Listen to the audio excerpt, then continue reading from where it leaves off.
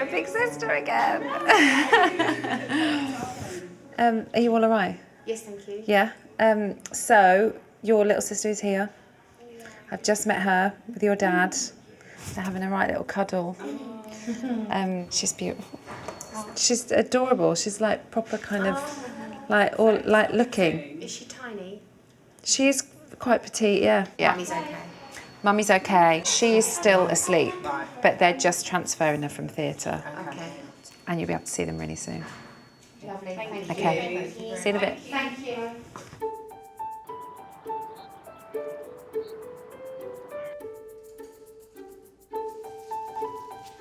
Like all maternity care assistants, Emma will undertake training throughout her time at the hospital. It's very satisfying. But there is one training element she has not been looking forward to. Today is a day that I was hoping, I haven't been dreading it because I know that you have to do it, but I suppose in a little bit of my head, I was kind of hoping I'd swerve it in some way.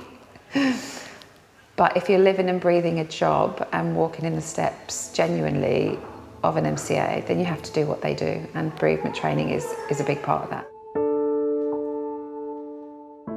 Bereavement advisor Debbie is teaching a group of new maternity care assistants how to work with bereaved parents. So what we're going to do today is do a brief outline of some of the things that you'll be involved in caring for ladies who've lost babies. You might pop in there to give them a cup of tea in Star Room, or you might be the one that's arrived with them in MAFU where they've first been told that there's no fetal heart.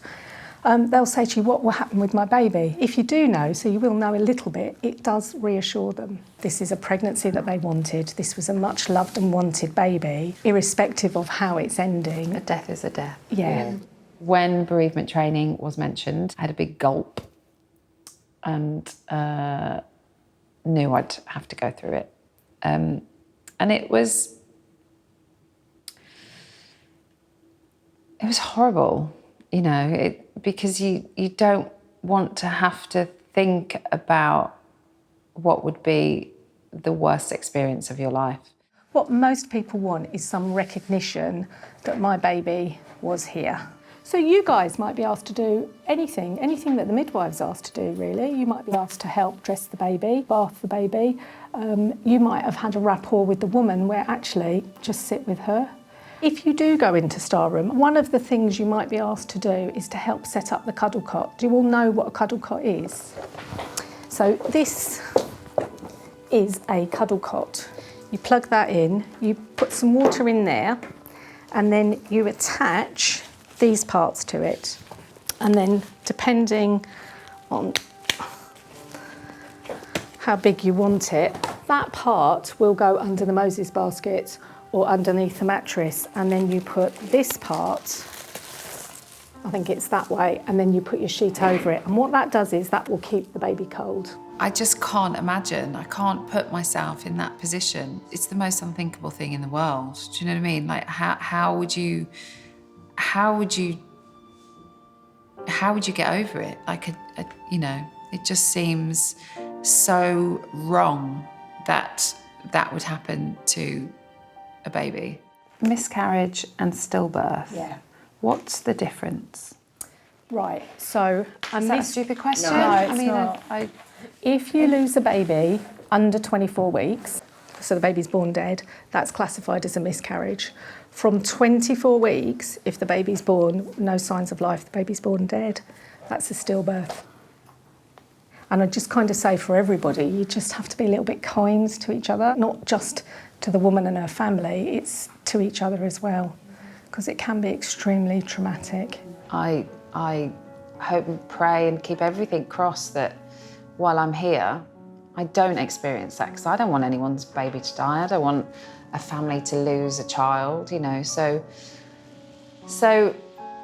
do I feel like it's prepared me? From a practical point of view, yes, but emotionally, like, no, nothing can prepare you for that, nothing. I don't think anything can prepare you for any death, especially the death of a baby.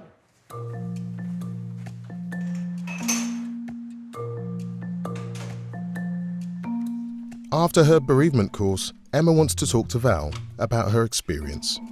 It's just so hard to listen to, isn't it? You just don't want to hear anything to do with that or like that. But instead of in my head going, oh, just shut your ears, I don't want to listen to stuff like this, you have to listen to it because it's part of your job. So absolutely. Do you think that, you know, your training helped?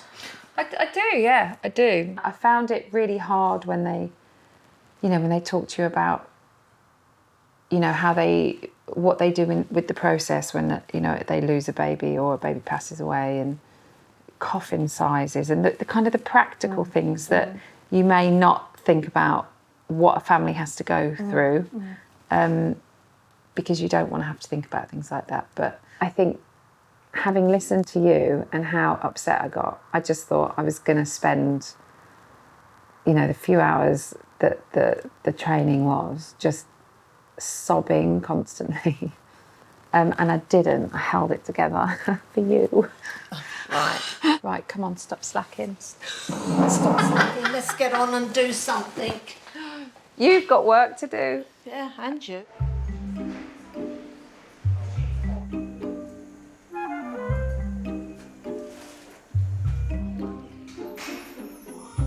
Tara is awake and out of theatre and has met baby Florence for the very first time. She got hair.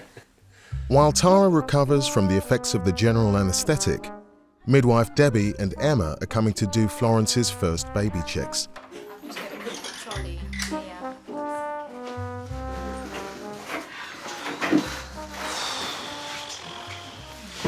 Wasn't expecting that. No, right? You're all right. Yeah, if you put the baby down here. Shock. There you go, my darling. I still don't know what's happened. There you go. A lot by the sounds of It's it. still out there. Yeah. But I feel like they've saved my life, Bailey's life. There was a lot of people, I know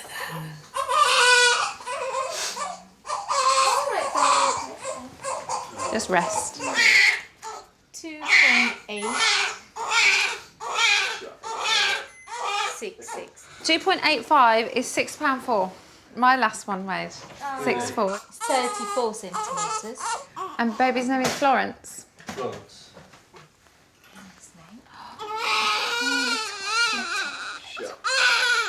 She's so soft. Come on, come on. Come on. Oh. There you go, there you go, there you go. Okay.